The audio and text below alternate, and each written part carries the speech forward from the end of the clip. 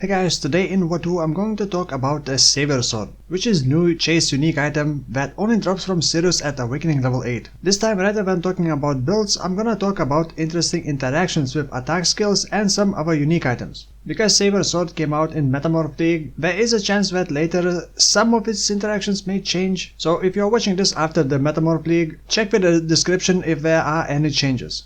So, the sword itself does not have any amazing stats. It is level 62 sword with only 240 DPS. However, it triggers level 20 reflection when equipped, and this reflection does interesting things. When you hit an enemy with critical attack, it creates Mirage Warriors that attack monsters with the skill that triggered it. For example, if you were using Cyclone and did a crit, it will create a warrior that will use the Cyclone to attack the enemy. You can only have up to 2 maximum warriors, each lasting 10 seconds by default, which actually can be modified by skill effect duration, or you can socket a sword with efficacy or increased duration support. It seems that Mirage Warrior duration is only being refreshed. Well, it cannot be refreshed. It can only be resummoned after they expire. They will share players' auras, flasks, but they don't seem to create flask effect like consecrated ground under their feet when you use a flask. Each warrior deals 50% of your damage, which means with 2 warriors you essentially are dealing 100% more damage, which works amazingly well while dual wielding Paradoxica in our hand. Wielding 2 Saviours would not give you more than 2 Mirage Warriors.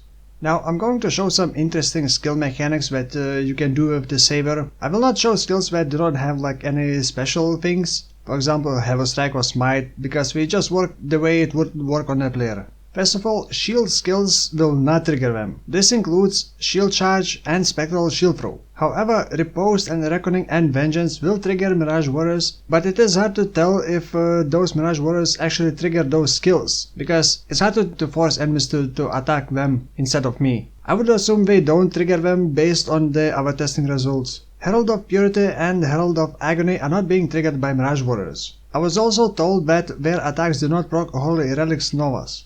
A weird thing is with Dominating Blow. They do summon sentinels on kill but not on hit, and I did test if they would summon sentinels on hit against the Solaris Lunaris boss, and they didn't. Only my own hits were summoning those sentinels.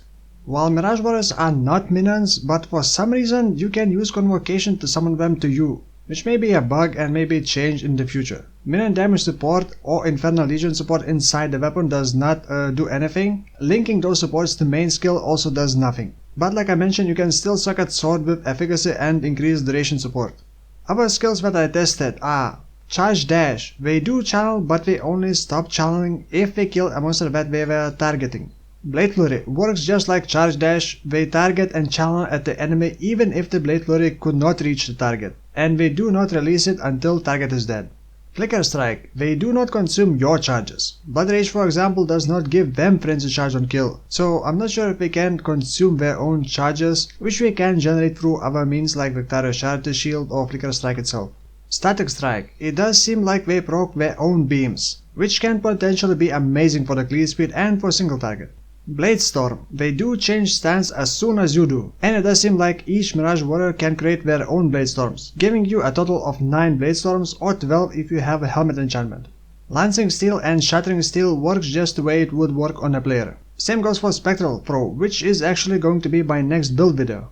Now some other interesting mechanics. Fury Valve Amulet does work, tested on Lancing Steel, and they release one projectile which splits on hit towards enemies. It did not really have any effect on Shattering Steel, it seems. Ancestral Call support does work the same way it would work for a player. For example, Smite linked with Ancestral Call would strike many targets. Victario's Flight Boots that give movement speed to you and nearby allies does not stack.